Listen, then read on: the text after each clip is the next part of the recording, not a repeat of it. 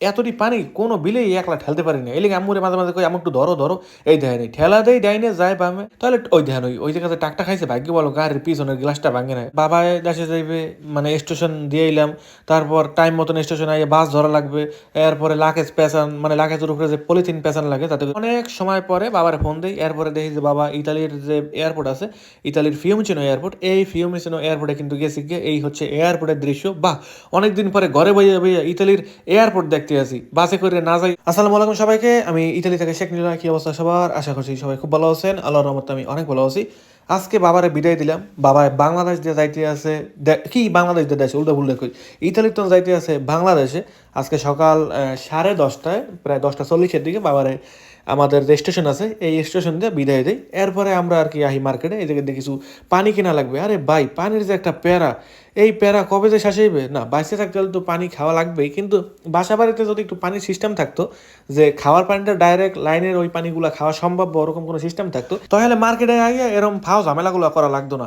এই জায়গায় মনে হয় কয়েকশো লিটার পানি আছে। আমি আসলে হিসাব করি নাই যে এখানে কয় লিটার পানি আছে, তবে আনুমানিক ধরিয়ে লইলাম। এই জায়গায় টোটাল 10 কেস পানি আছে। প্রত্যেক কেসে 2, 4, 6, প্রত্যেক কেসে 12 লিটার পানি। টোটাল এই জায়গায় 10 কেস পানি, হ্যাঁ মনে হয় 100 লিটারের উপরে উঠতে যায়। এতটি পানি কোনো বিলেই একলা ঠেলতে পারি না। এলিগে আম্মুরে মাঝে, মাঝে কই, "আম্মু একটু ধরো, ধরো।" এই দেখেন এই ঠেলা দেই ডাইনে যায় বামে, দেই বামে যায় ডাইনে। এই দেন কি যে ওজন!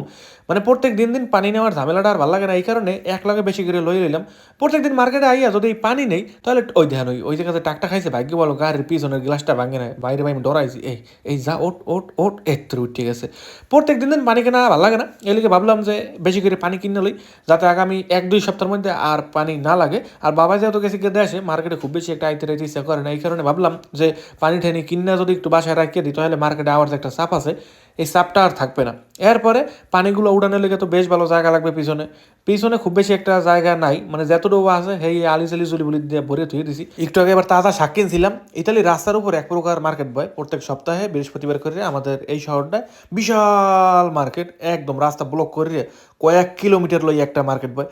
হ্যাঁ, প্রত্যেকটা দোকানে বিভিন্ন রকমের জিনিস পাওয়া যায়। দর্শক, এই যে পানির রসিদ বা রিসিট যাই বলেন না কেন, মানে এইসব দেশ দিয়ে কোনো কিছু কিনলে এই জিনিসটা যদি থুই আহি ভুল করি, তাহলে কিন্তু কোনো বিলেই হইবে না। কারণ বাইরে আইসি, এখন দেখছি যে ওটার মধ্যে সবকিছু ঠিকঠাক আছে কিনা। আমরা আজকে এই মার্কেট দিয়ে টোটাল 12 ইউরো 60 পয়সার পানি কিনি, যা বাংলাদেশি টাকা কইতে গেলে 2000 টাকার উপরে আহে। খালি এই পানিগুলোর দাম কয়েকশো লিটার পানির দাম। এই পানিগুলা গাড়িতে উড়ান কি যে ঝামেলা, বাবাই প্রত্যেকদিন থাকে। তো একটু ধরে মরে সবটা মিলে জিল্লে উঠাই। আম্মু হেল্প করে, কিন্তু আম্মুরও যেহেতু ফোনটা দিয়েছি ভিডিও করতে, এই কারণে আম্মু আসলে করতে আসে না। আর এই পানির কেসগুলো জনমের পরিমাণে ওজন, আবার হাতে হতে ব্যথা পাইবে বাপু দরকার নাই।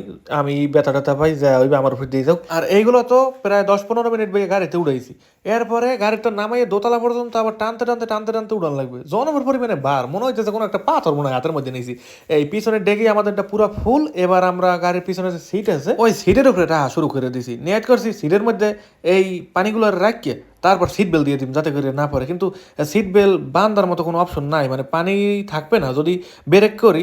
আর যদি পানিগুলো পড়ার পরিস্থিতি তৈরি হয়, তাহলে সিট বেল্ট আমার মনে হয় না রাখতে পারবে। সিট বেল্ট দেওয়ার দরকার নাই, আমি বরং পাশাপাশি করে রাখি, যাতে একটার লাগে একটা টাকটক খাইয়ে যাতে ওই জায়গায় থাকে, বাইরে যাতে না পড়ে। চাই দেন এখন ধরে শেষ হয় না, কতক্ষণ ধরে উড়াইতে আসি। কি যে একটা ঝামেলা, 2 দিন পর পরে খালি পানি শেষ হয়ে যায়, পানি শেষ হয়ে যায়। আসলে মানুষে পানি খাইয়ে এই মানুষে কুলাইতে, পানি খাইলে যায় শেষ হয়ে গিয়ে, বোতল ধল একটু পরে যায় শেষ হয়ে গিয়ে। এই জিনিস আবার মানে কিনতে যাওয়া লাগে, আবার বাসায় নেওয়া লাগে, এইগুলোর নিয়ে প্যাকেট আবার খোলা লাগে, খুললে খাওয়া লাগে, আবার এই বোতল হালানো একটা ঝামেলা। ঝামেলার কোনো শেষ নেই, দুনিয়ারই একটা ঝামেলা। ওরে বাবা, শেষ পর্যন্ত এককালে মানে ফাইনালি জিনিসগুলো সব গাড়ির মধ্যে রাখতে পারছি। এবার আস্তে আস্তে বাসার দিকে যাবো গিয়ে। আজকে সকালে তো একটু ব্যস্ত আছিলাম, বাবায় দেশে যাইবে, মানে স্টেশন দিয়ে এলাম। তারপর টাইম মতন স্টেশনে আইয়ে বাস ধরা লাগবে। এরপরে লাগেজ পেঁচান, মানে লাগেজের উপরে যে পলিথিন পেঁচান লাগে, তাতে করে লাগেজে কোনো রকমের দাগ ঠাক না লাগে, সেই পলিথিন পেঁচাইলাম, লাগেজটারে শক্ত করে বাইন্ধে দিলাম। মানে সকালে তো একটু ব্যস্ততার মধ্যে আসছিলাম। এরপরে ভাবলাম যে ডাইরেক্ট ওই জায়গাতে বাসায় না যাইয়ে, বাসায় যদি কিছু মালামাল লইয়ে যাই, তাহলে আমাদের এই জায়গায় কাজটা একটু কমপ্লিট হয়ে গেল, বা পরে আর পানি নেওয়ার ঝামেলাটা থাকলো না। এই কারণে আসলে আমাদের এই মার্কেটে হওয়া। বাবা বাসে ওঠার পরে বাস অনেক দূরে যায়, তারপরেও আমরা ওই স্টেশনেই আসছিলাম। পাশে একটা ট্রেন স্টেশন আসছিল, ওই জায়গায় কিছু সময় কাটাইছিলাম। এরপর বাবা যেহেতু অনেক দূরে গেছে গিয়ে, কয়েকটা ঘাট মানে ছাড়াই গেছে গিয়ে। আমাদের এই স্টেশনের নাম হয়েছে জুলিয়ানোভা। এরপরে হইছে তেরামো, এরপরে হইছে লাকুইলে, এরপরে আরও কয়েকটা স্টেশনের পর আর কি রোম মেইন যে সিটি আছে, যে এয়ারপোর্ট আছে, ওই এয়ারপোর্টে যাইবে। তা বাবা অনেক দূরে যখন গেছে গিয়ে তখন কইলাম যে না এই জায়গায় থাকবো না, এই জায়গায় থাকতে ভালো লাগতে আছে না। এরপরে মার্কেটে যাই পানিগুলো রেলে ডাইরেক্ট এখন বাসার দিকে যাইতে আছি। বাবার ছাড়া আজকে ইতালিতে প্রথম দিন। আমি আমার জীবনে এখন পর্যন্ত ইতালিতে বাবার ছাড়া একদিন কাটাইনি। মানে সবসময় আমরা ইতালিতে বিদায় নিয়ে বাংলাদেশে যাইতাম, বাবা সবসময় ইতালিতে থাকতো। কিন্তু এবার খালি উল্টো হয়ে গেল, বাবাই যাইতে আছে বাংলাদেশে, আমরা পরে রয়েছি ইতালিতে। আসলে আমাদের সবারই যাওয়ার একটা ইচ্ছা আছে, কিন্তু পরিস্থিতির কারণে আসলে যাইতে পারলাম না। আর বাবা গেছে একটু ইমার্জেন্সি কাজে, আমার দাদু অসুস্থ, ওই দাদুরও দেখতে গেছে, আরও কিছু কাজবাজ আছে, ওইগুলো কমপ্লিট করে মাত্র 2 সপ্তাহের মধ্যে ফিরে যাইবে। 2 সপ্তাহ ছুটি নিয়ে বাংলাদেশে গেছে, এই হইলো কিছু। এইসব দেশ দিয়ে মানুষ যায় 2 মাস 3 মাস 6 মাস বছরের ছুটি নিয়ে যায়, আর বাবা গেছে মাত্র 2 সপ্তাহ।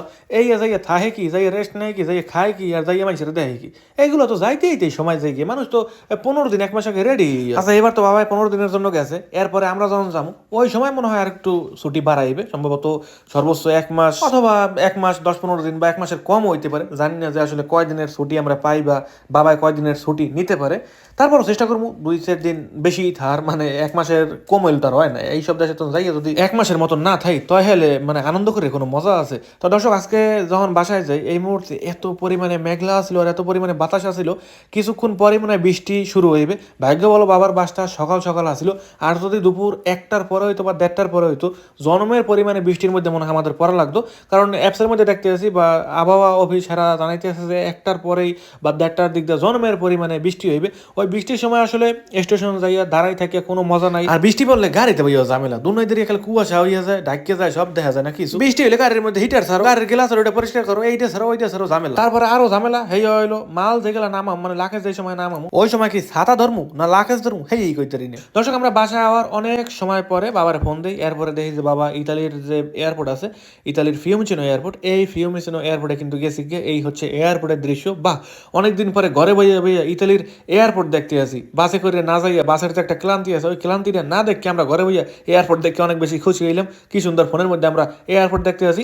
বাবা এখন পর্যন্ত লাকেজ বুকিং দেয় না, আর কিছুক্ষণের মধ্যেই নাকি লাকেজ বুকিং দেবে। এই সেই লাকেজ, যেই লাকেজটা আমি নিজ যাতে পলিথিন পাঠাইছিলাম, রশি দিয়ে বাঁধছিলাম, যদিও বাবাও হেল্প করছিল, তারপরও আমিও লগে হেল্পার হিসেবে করছিলাম। আল্লাহর কাছে এতটুকুই চাই যাতে সহি সালামতে বাংলাদেশে যেয়ে পৌঁছাইতে পারি। আজকের এই ছোট্ট ভিডিও এই পর্যন্তই। ভালো থাকবেন, সুস্থ থাকবেন, বাই বাই সবাইকে।